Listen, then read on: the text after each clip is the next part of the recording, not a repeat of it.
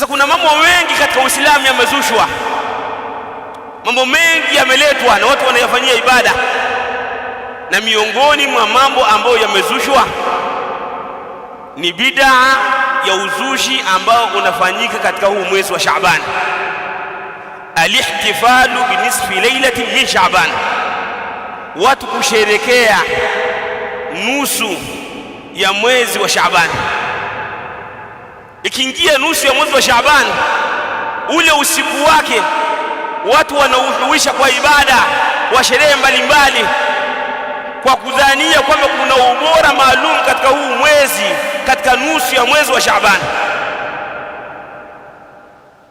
Huu usiku katika nusu ya mwezi wa Shaaban haifai watu kuhusisha na sherehe mbalimbali au kuhusisha na ibada mbalimbali, haifai,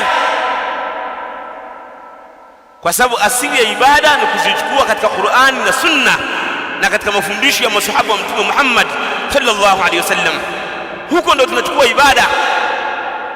Ama yale ambayo yamekuja baada yao, huo ni uzushi ambao inabidi ukemewe kama alivyokemea Mtume sallallahu alaihi wasallam. Haijathibiti katika zama za Mtume sallallahu alaihi wasallam wala katika zama za masahaba, haijathibiti kwamba wao katika ule usiku wa nusu ya mwezi wa Shaaban kwamba walikuwa wanasherekea au wanakesha wanafanya ibada. La, lam yakunu yafaluna dhalik, hawajafanya hiyo. Sio katika amri ya Mtume sallallahu alaihi wasallam, bali ni katika mambo ambayo Mtume sallallahu alaihi wasallam aliyakemea, na wala si katika ibada ambazo walizifanya masahaba wa Mtume sallallahu alaihi wasallam. Na ndio Huzaifa ibn al-Yaman akatwambia, kullu ibadatin la yata'abbaduha ashabu Muhammadin sallallahu alaihi wasallam fala ta'abbaduha, ibada yoyote ambayo hawakuifanya masahaba wa Mtume sallallahu alaihi wasallam na nyinyi msiifanye.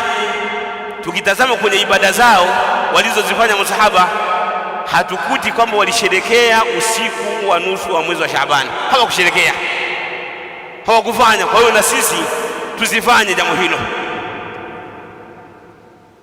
tufanye yale ambayo masahaba wa Mtume sallallahu alaihi wasallama waliyafanya.